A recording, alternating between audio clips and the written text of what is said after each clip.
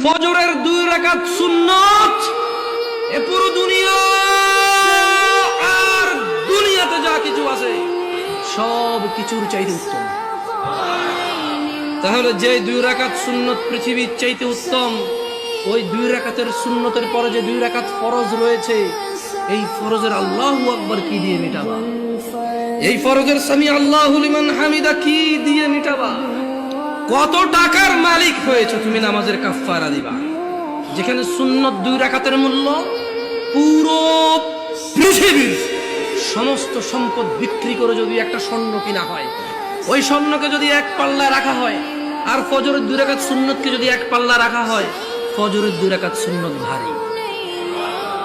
ওই সুন্নত এত ভারী হলে ওই ফজরের নামাজের ফরজ যেটা তুমি ঘুমের মধ্যে কাটিয়ে দাও, ওই 2 রাকাত ফরজের আল্লাহু আকবার, সামি আল্লাহু লিমান হামিদা, আত্তাহিয়াতু সুবহান রাব্বিয়াল আযীম, সুবহান রাব্বিয়াল আলা কি দিয়ে কিনবা তুমি?